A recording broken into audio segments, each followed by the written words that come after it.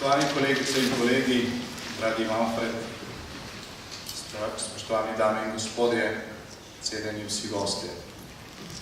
Hvala za tako lepo udeležbo na današnji akademiji in kot je bilo rečeno že prej, še posebej smo veseli vseh vas, ki ste bili zraven tudi pred 30 leti, ko sta se v tej isti stavbi ustanavljali obe naši predhodnici.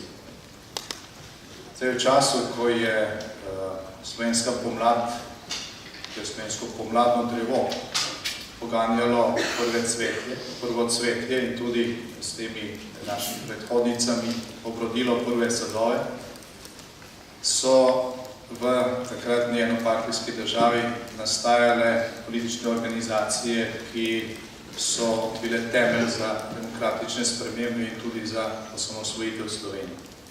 Gradili so jih mnogi, ki jih danes žal ni več med nami in ob 30. obletnici se jih s hvaležnostjo spominjamo. Nič se ne zgodi brez ljudi, nič ne traja brez institucij, je izrek, ki ga pripisujejo enemu od očetov Evropske unije, Jeanu Monnetu. In ta stavek nam podzavestno odzvane v glavi, ko primemo danes v roke knjigo, ki imate tam, in verjamem, da ste jo že prijeli v roke tekom današnjega dne, knjigo dr. Milana Zvera o 30 letih poti, ki jo prehodila Slovenska demokratska stranka. Slovenska demokratske stranke danes ne bilo brez poguma ustanovnih članov, obeh naših predhodnic in zagotovo ne bi obstajali in trajali 30 let brez dobre organiziranosti, sposobnosti preživetja in poguma tudi v najbolj viharnih časih. Teh viharnih časov pa je bilo na naši poti, kot si dobro vemo, na pretek. Že nastanek obeh naših predhodnic, Slovenske demokratske stranke, so hoteli preprečiti s političnimi, administrativnimi in kazenskimi pritiski.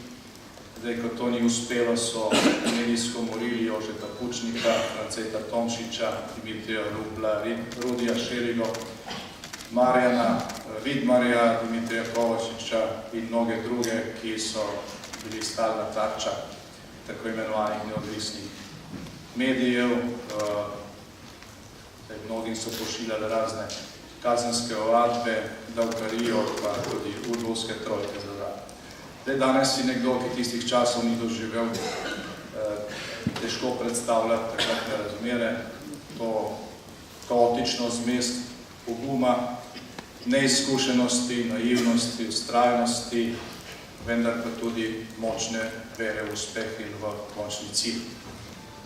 Vrstile so se zmage in porazi, delale so se napake, tudi strateške, vendar se pot nikoli ni izgubila izpred naših oči in vedno smo našli to pot tudi iz puščave, pa tudi zablod močvirja, tranzicijskega močvirja, ki je v Sloveniji žal še vedno prisotno.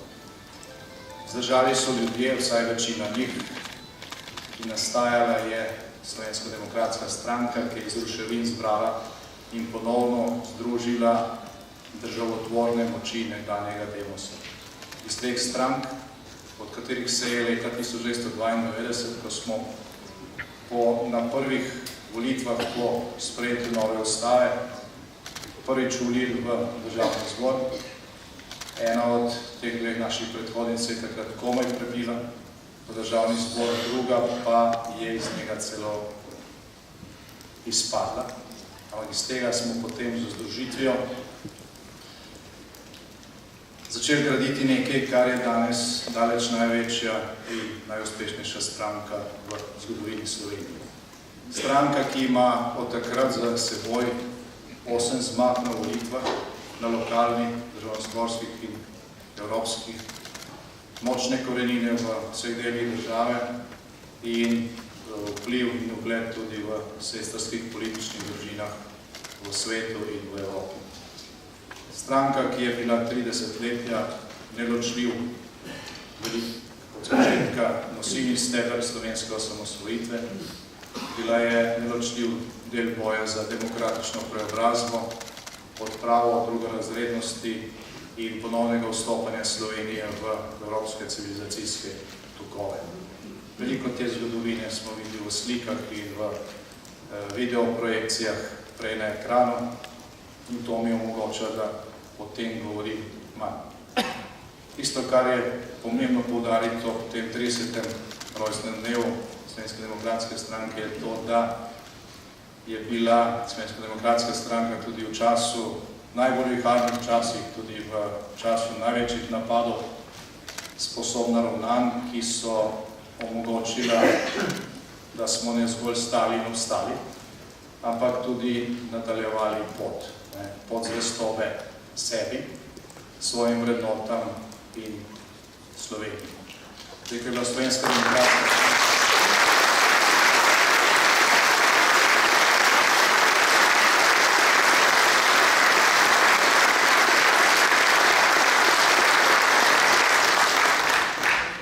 ko smo bili najbolj oblegani, ko smo dobivali tudi nože v hrbet in smo se bili prisiljeni braniti na vseh koncih, smo poleg obrambe zmogli tudi programsko ofenzivo. Tudi takrat je bila stranka sposobna oblikovati predloge za večjo blaginjo Slovenije, namesto tistih, ki so imeli škare in platno v rokah, vendar njihov cilj ni bilo delo za skupno dobro, ampak oblast za vsako ceno. Tudi sredi največjih zlorab državnih institucij zoper Slovensko demokratsko stranko, sredi medijskih umorov, smo se bili sposobni zbrati k trezni razpravi in se vmes velikokrat tudi nasmejati. Niso nas uničili s tem in zaradi tega je Slovenija danes na pragu času bistrenja in brstenja. Nekateri boste rekli, da je do tega prihaja pozno in se strinjam, do tega prihaja pozno, zelo pozno, ampak brez Slovenske demokratske stranke tudi te pozne priložnosti ne bi bilo. Že na začetku slovenske tranzicije je slovenski pisatelj Drago Jančar napovedal ta čas, ki je pred nami z naslednjimi besedami. Rekel je približno takole: ni vsak antifašist demokrat, je pa vsak demokrat avtomatsko antifašist in antikomunist.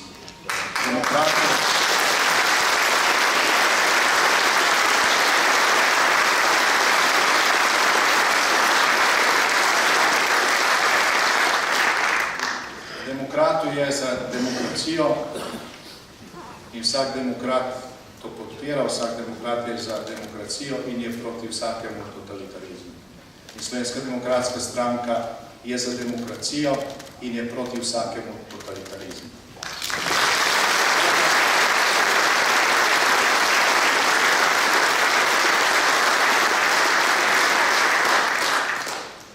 Na tej osnovi smo pripravljeni vedno in povsod sodelovati v dobro Slovenije, za blaginjo Slovenije, za vsakomu, ki brez težav in dodatkov podpiše ta stav. Pa če se imenuje levi ali desni, socialni, krščanski ali liberalni demokrat.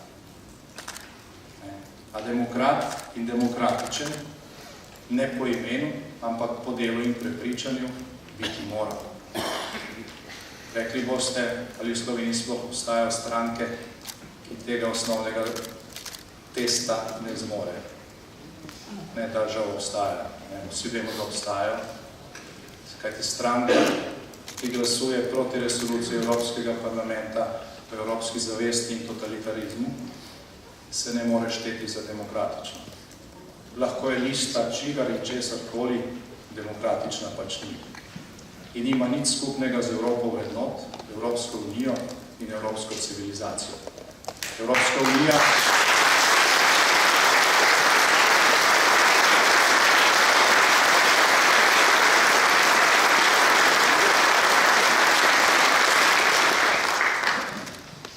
Evropska unija, kot je prej dejal naš prijatelj Manfred Weber, je nastala ravno zato, da se preprečijo tragedije iz preteklosti, da nastane politična družina, ki se je sposobna upreti vsakemu totalitarizmu in ki je sposobna zagotavljati svobodo od Lizbone do Baltika in od Baltika do Jadrana.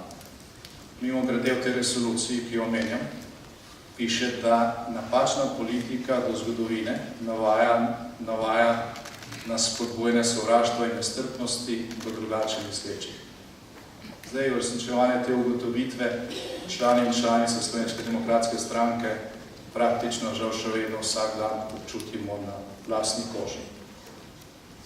In ko govorimo o demokratičnosti in demokraciji, spoštovani, stranka, ki domuje in posluje v ukradeni judovski vili, je lahko karkoli demokratična in demokratska povrednota zagotovo ni.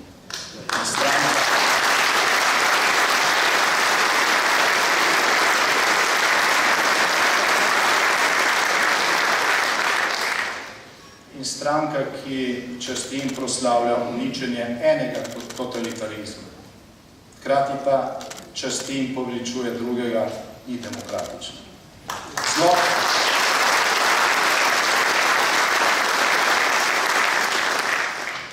kaj ti stara resnica pravi, zlo, ki se spopade z drugim zlom, zaradi tega še ne postane avtomatično dober. Zato mi jasno povemo, hvala, totalitarci vseh barv, ste onkraj vrednostnega središča slovenskega naroda in onkraj vrednot evropske civilizacije. Pravzaprav ste nevarnost za oboje. Lahko mislite o sebi karkoli, lahko vreščeči zvočniki vaše propagande ustvarjajo kakršnekoli privide, na koncu je vaše ravnanje tisto, ki vas izdaja. Lahko se imate za prvorazredne, ampak dokler ne boste stopili iz sence totalitarizma, ne boste del demokratičnega loka slovenske in evropske politike.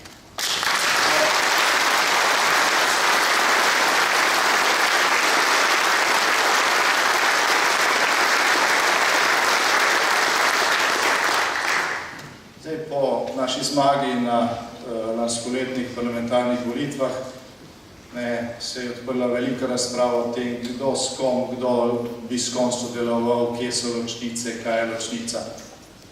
Tukaj je ločnica. Tukaj je ločnica.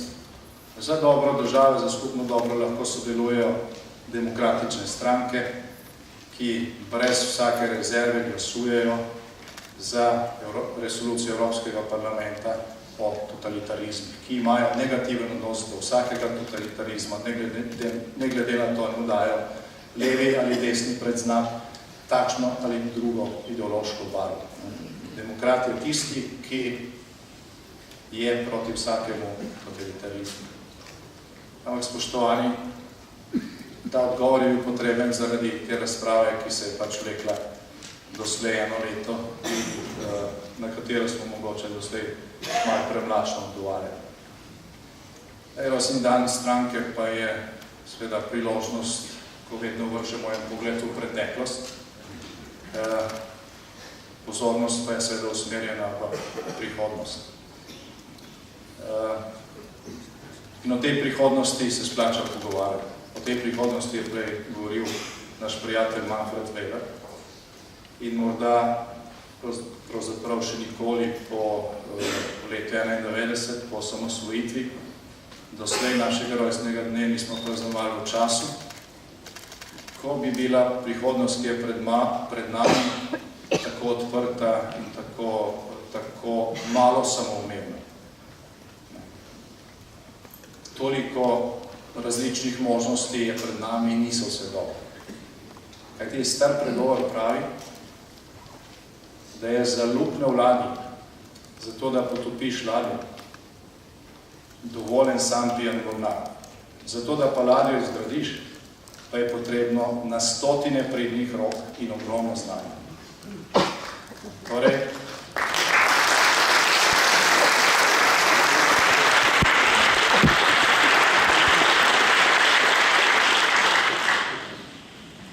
ta prispodoba danes zagotovo vsaj deloma velja za Evropsko unijo in 26. maja so pred nami volitve v Evropski parlament. Vedno v zgodovini pride čas, ko mora vsaka skupnost, vsak narod premisliti svoje mesto v svetu, in pred temi volitvami je tak čas prišel za Evropo. O nekaterih ključnih izzivih je prej govoril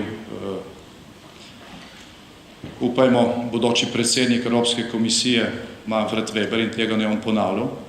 Ocena je bila dokaj točna. Tisto, kar je v Sloveniji, ki ima žal zelo nizko participacijo v udeležbo na evropskih volitvah, danes mislim, da nekoliko bolj jasno predvsej večjemu delu volivcev kot pred 5 leti, ko so bile zadnje volitve v Evropski parlament, je vsaj to, da je danes Evropska unija precej drugačna kot leta 2004, ko smo se Evropske unije pridružili, ali kot leta 2003, ko smo z velikansko večino glasovali za vstop v Evropsko unijo in v NATO. Ko smo končno dočekali nek trenutek, ki so ga sanjale generacije, da se Slovenci ponovno povežemo z drugimi narodi zahodne civilizacije. In desetletje in pol, ki je sledilo našemu vstopu v Evropsko unijo v teh 15 letih, smo najprej živeli neke medene tedne Združene Evrope, nato smo se spopadali z gospodarsko krizo, na koncu smo se soočali z množičnimi migracijami in z Brexitom, in ta izziv še vedno traja. Brexit, odhod Velike Britanije iz Evropske unije, predstavlja enega velikih šokov, verjetno največji šok, ko bo pokazala prihodnost od nastanka Evropske unije dalje. Evropska unija se je doslej le širila, tokrat pa iz nje odhaja ena od največjih članic. Seveda Evropska unija zaradi tega ni razpadla in tudi jutri še ne bo. Se je pa zaenkrat ustavila, in bi se slepili, če tega ne bi videli. In naenkrat je, in nekateri to odkrito zagovarjajo, postala možna tudi vožnja nazaj.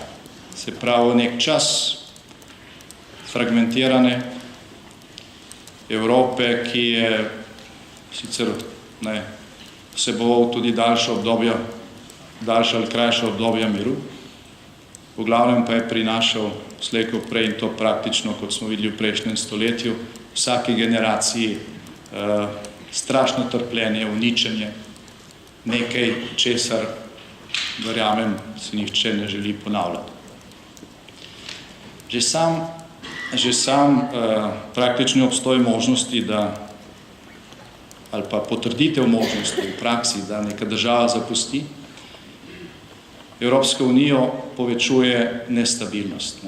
In seveda nestabilno okolje samo po sebi vedno krepi egoizme, preprečuje dobre kompromise, in dobri kompromisi so od samega začetka temeljni način delovanja Evropske unije.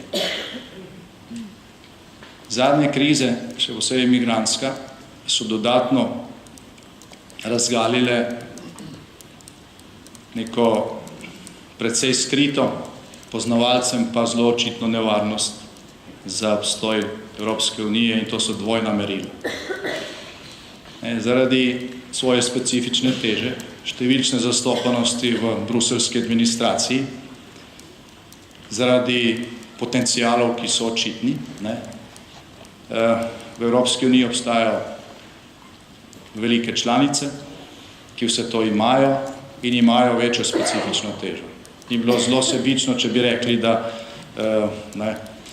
je ta večja specifična teža in ta, lahko rečemo, tudi večji vpliv nekaj, kar je krivično. Ker kadarkoli se zgodi neka večja kriza, vsi najprej gledamo Nemčijo, Francijo in ostale države, kaj bodo oni storili.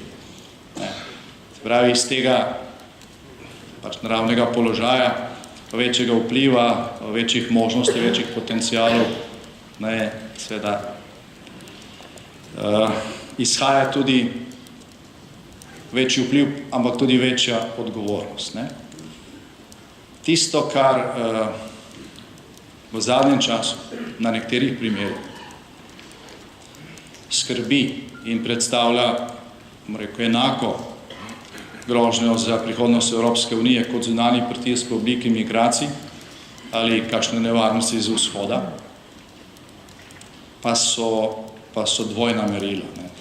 So primeri, ko neka velika vplivna država znotraj Evropske unije svoj nacionalne probleme ali pa svoj nacionalni problem z lahkoto razglasi za evropskega, ko pa neka manjša država članica ima nek svoj nacionalni problem, pa je velikokrat z lahkoto spregledan. Nihče ne prilagaja merila njej. V skrajnih slučajih pa je lahko seveda takšna država članica tudi obsojena, da je sebična in tako naprej. In v zadnjih letih smo doživeli nekaj primerov, ki to nevarnost tega pospeševanja dvojnih meril precej povečuje. Zdaj, Evropska unija je močna zaradi tega, ker je to skupnost, v kateri zaenkrat, hvala Bogu, vsaj še v največji meri, mišljeno je pa, da v celoti, veljajo pravila. Velja vladavina prava. Ne velja pravica močnejšega. Ampak vladavino prava najbolj, kot sami vemo iz naših domačih izkušenj, ogroža uporaba dvojnih meril. Zdaj, eno od teh primerov je, ko evropske institucije z veliko lahkoto obravnavajo dejanske ali pa namišljene kršitve v nekaterih članicah Evropske unije, še posebej tam, kjer so vlade konservativne ali pa krščansko-demokratske, ko gre pa za države z vladami socialistov, liberalcev ali pa kvaziliberalcev, potem pa takšnih obravnav ni. To je nekaj, kar recimo Slovenijo vidimo in občutimo v zadnjih letih na lastni koži. In skrbi nas tudi to, da se je za zakrivanje teh dvojnih meril raznela neka nesmiselna ideološka debata o tem, katera demokracija je več vredna. In v Evropi zdaj razpravljamo o spopadu med različnimi demokracijami. Zdaj, napredne sile ne bi prisegale na liberalno demokracijo, na zadnjaške pa na iliberalno demokracijo. Zdaj, ko ta trik pogledamo od blizu, vidimo, da gre zgolj za trik, kajti demokracija je pač demokracija. V osnovi ni ne liberalna, ne iliberalna, pa gre za način odločanja v svobodni družbi, pri kateri ima vsak polnoletni in opravilno sposoben človek en glas. Zdaj, pridevniki, kot so socialna, krščanska ali liberalna demokracija, so vrednotni, označujejo različne politične usmeritve, ki so pa vse demokratične, kadar pristajajo na svobodno družbo, splošno volilno pravico in zavračajo vse totalitarizme enako. In do nedavnega je veljalo, da nobena demokracija ni vrednejša od drugih, potem pa se je pač pojavil ta trik, začeli so razlagati, da je prava demokracija zgolj liberalna, da so to pograbili liberalce, jasno, ker je to njim na kožo, da so to pograbili socialisti, je tudi vsaj za nas samo po sebi razumljivo, ker vemo, da so navajeni poljubno izkrivljati različne pojme, da pa se je ta trnek pograbil tudi v naši politični družini včasih, to pa včasih že meji na mazohizem. In uporabo dvojnih meril, bodisi ko gre za realno življenje, bodisi ko gre za vprašanje vrednot, je najhitrejši način za uničevanje medsebojnih vezi, zaupanja in tudi ustvarjalnega vzdušja v vsaki skupnosti. S Spoštovani kolegice in kolegi,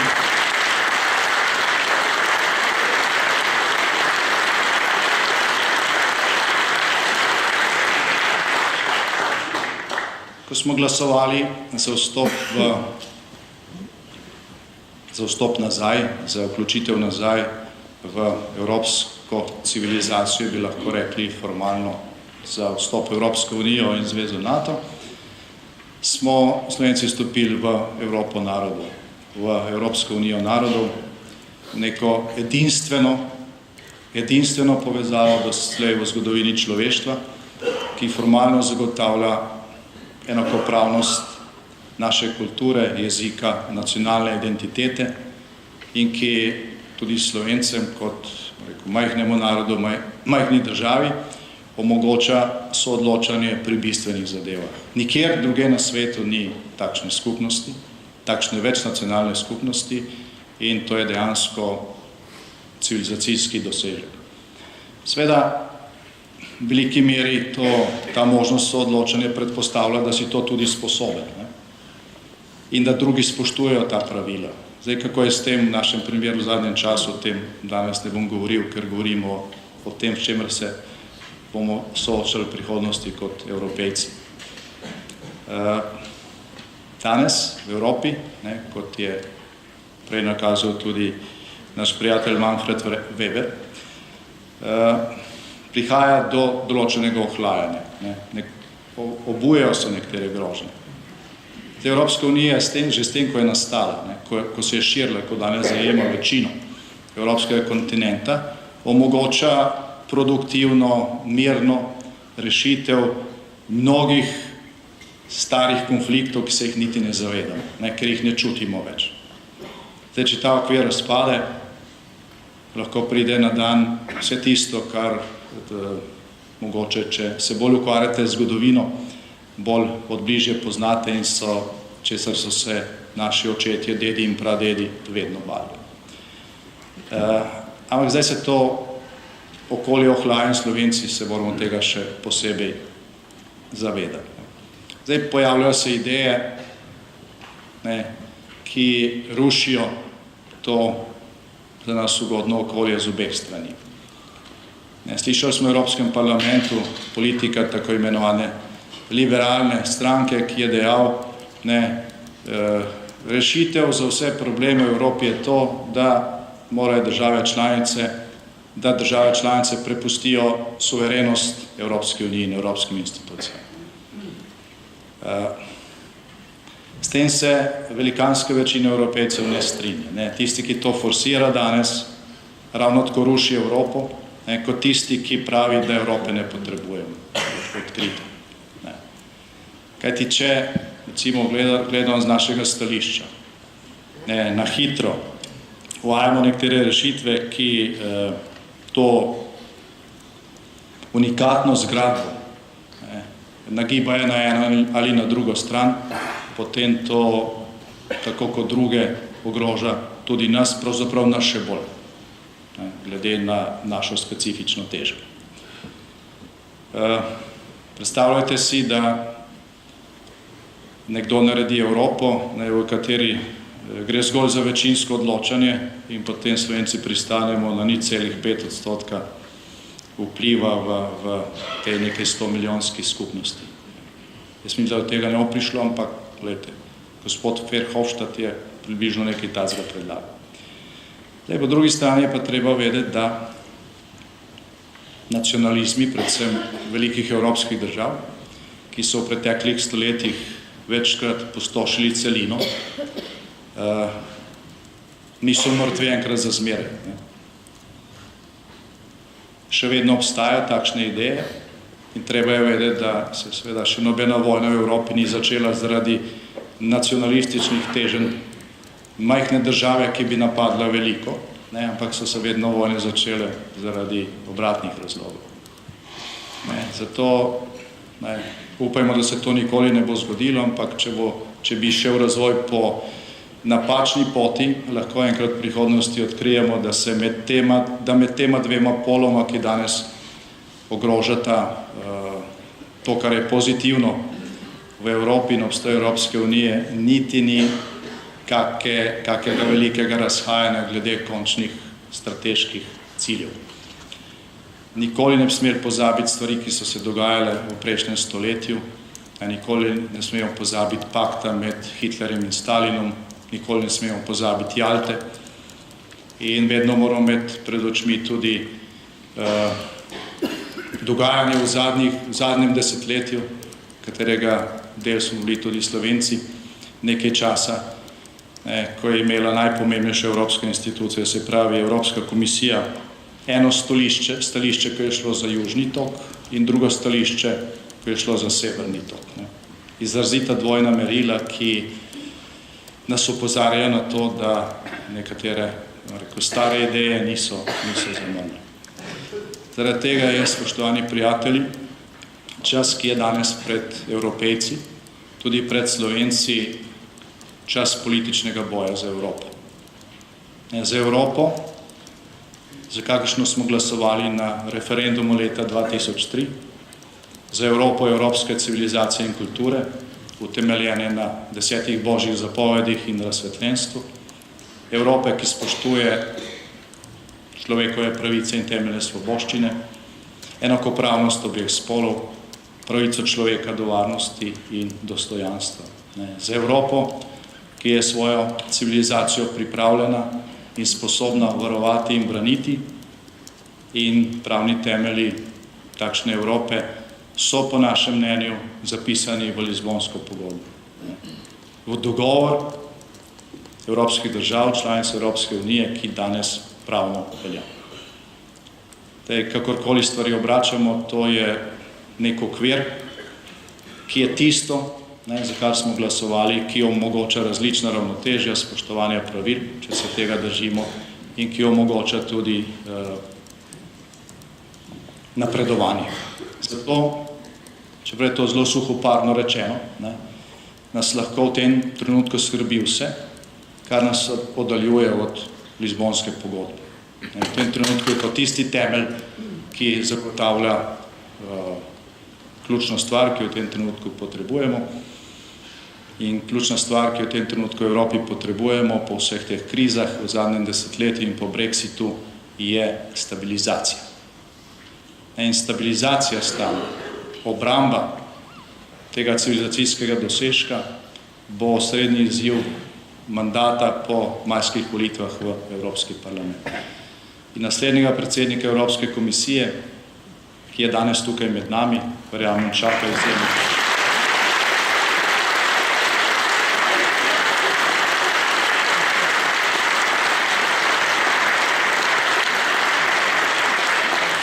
Mislim, da še noben mandat, nobenega predsednika Evropske komisije doslej ni bil tako zahteven, tako poln izziv.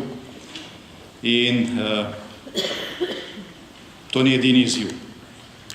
Kajti v tem istem mandatu, na podlagi uspešne stabilizacije, katero moramo verjeti in zanje tudi delati, je nujna dograditev te evropske strukture na področju obrambno-varnostne in deloma monetarne politike. In tudi to oboje je velikanski izziv v skupnosti, kjer je 27 držav članic in različnih interesov.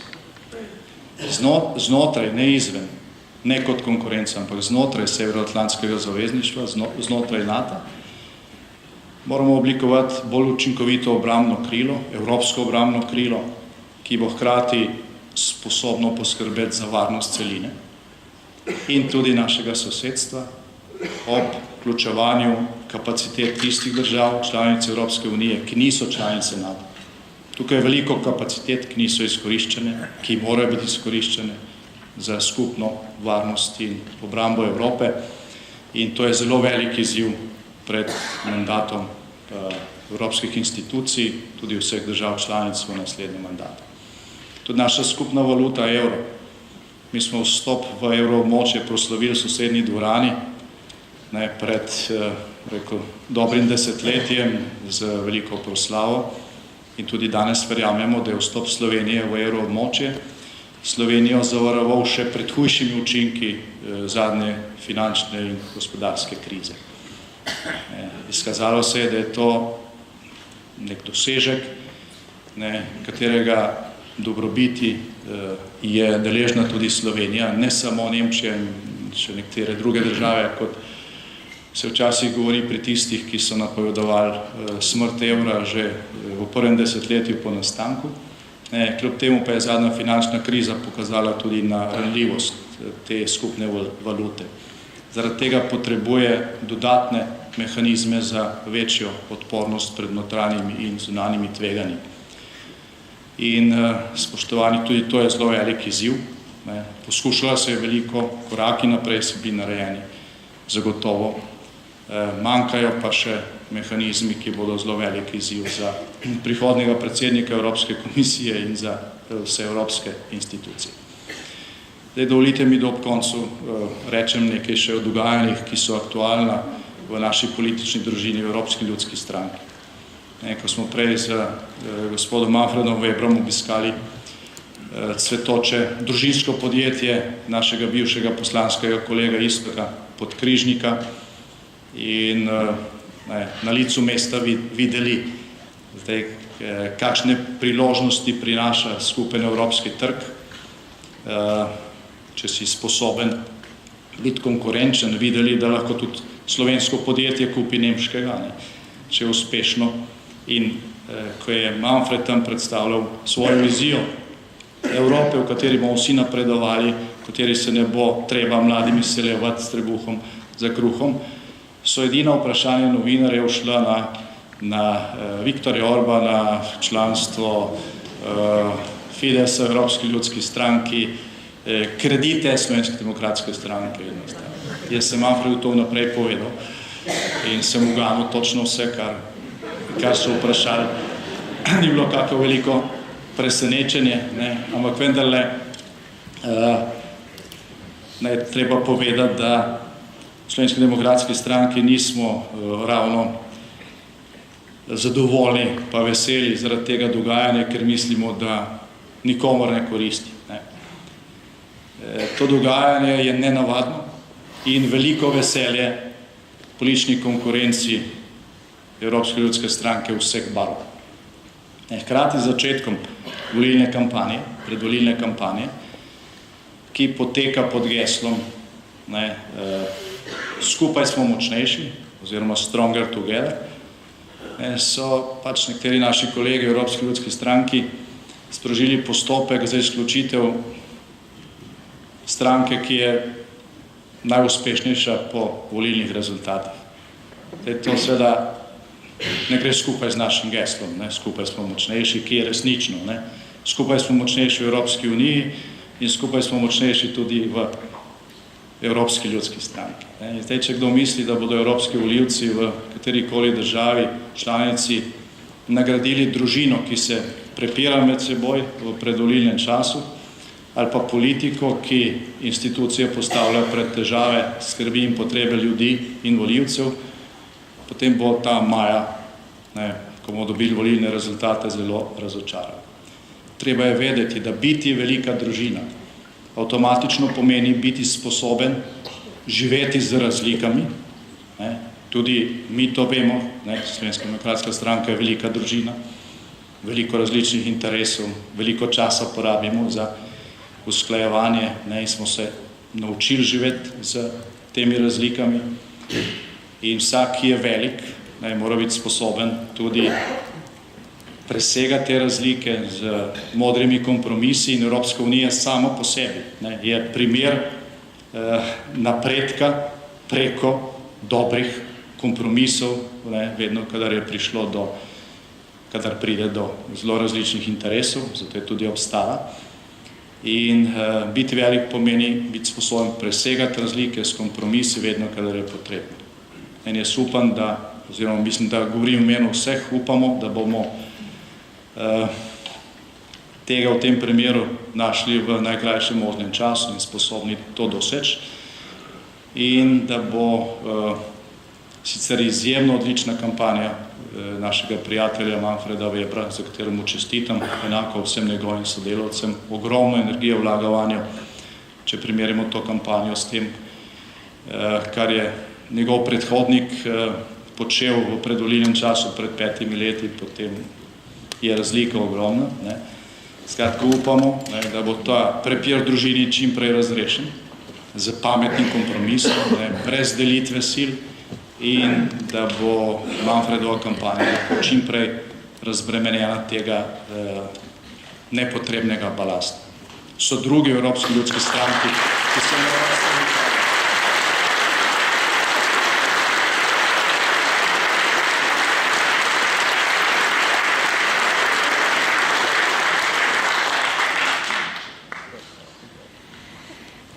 Jaz sem trdno prepričan, da katerikoli evropski državi, velikanska večina volivk in volivcev, velikanska večina Evropejcev od nas pričakuje, da bomo prihodnje, da se bomo zdaj pred volitvami pogovarjali o teh točkah programa, o tem, kako zagotoviti v Evropi blaginjo za vse, kako zavarovati njene meje, kako poskrbeti za varnost Evropejcev, kako preprečiti, da se bodo ti izzivi, ki jim nismo bili najbolje kos v prejšnjem mandatu, obvladovali bolje, ker ne bodo izginili iz naskokov zgodovine in da jih prav malo zanimajo neki politični prepiri v strankah, ki se potegujejo za, še posebej v strankah, ki se potegujejo za relativno zmago na teh volitvah.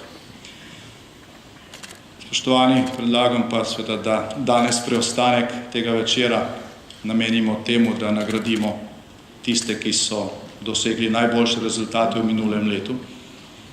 Veliko zmagovalcev smo imeli lani, tako v različnih okrajih, na državnozborskih volitvah.